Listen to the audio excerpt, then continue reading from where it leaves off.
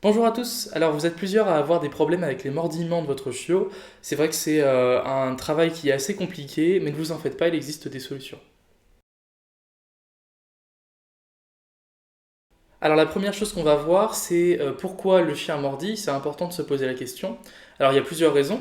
La première, c'est parce qu'il a mal aux dents. En fait, le chiot, pendant entre 4 et 6 mois, va perdre ses dents de lait et pour pouvoir les remplacer avec des dents d'adulte.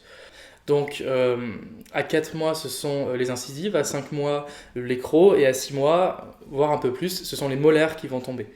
Donc pendant tout ce temps-là, le chien aura mal aux dents en fait, et va essayer de se soulager en mordillant un peu tout ce qu'il a sous la dent. Également, c'est aussi un comportement d'exploration. Le chien n'ayant pas de main, il va explorer avec sa gueule. Et ça peut être aussi un comportement de jeu, tout simplement pour jouer avec vous, il va utiliser sa gueule en fait. C'est beaucoup plus évident pour le chien d'utiliser sa gueule. Nous, pour nous, ce serait d'utiliser notre main pour caresser un chien. Mais pour un chien, c'est pas forcément inné ça. Donc c'est pour ça qu'il faut lui apprendre. Il faut avoir un apprentissage qui aille dans ce sens. Donc les erreurs qu'on fait généralement, c'est par exemple de repousser le chien. Si on pousse le chien, on observe qu'absolument toujours il revient. Il revient vers nous, ou alors d'essayer de cacher nos mains. S'il nous fait un peu mal, on essaie de cacher la main, voilà.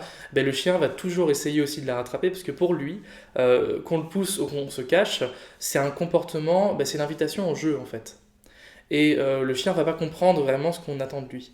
Alors il faut lui parler dans son langage.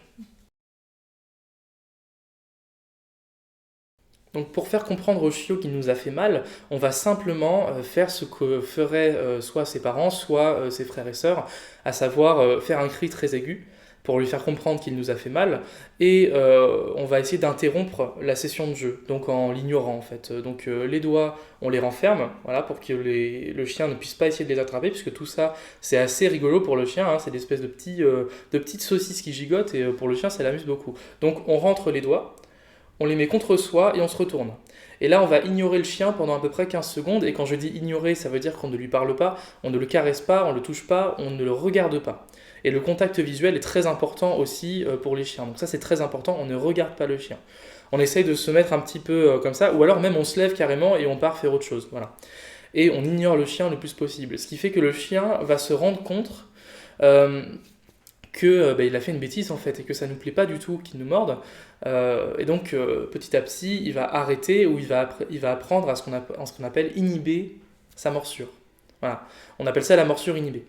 Et évidemment, c'est pas, je veux dire, il n'y a pas de remède miracle pour le mordillement.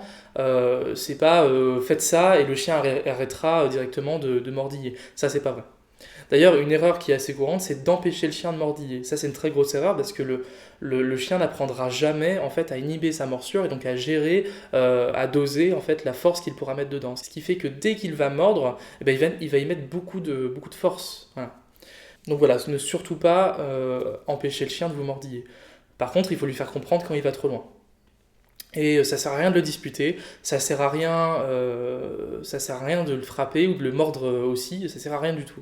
Le chien va pas comprendre. Ou alors de lui fermer la gueule aussi. Je vois ça des fois, des gens qui vont fermer la gueule du chien. Le chien ne comprend pas pourquoi. Voilà. Le chien ne comprend pas. Alors ça, c'est vraiment à utiliser en dernier recours si jamais il vous fait mal et que voilà. Il faut savoir que le chien a beaucoup plus de difficultés à ouvrir sa gueule qu'à la refermer. Donc du coup, voilà, ça c'est à utiliser en dernier recours. Autre solution, on peut aussi le rediriger, donc on appelle ça la compensation spécifique.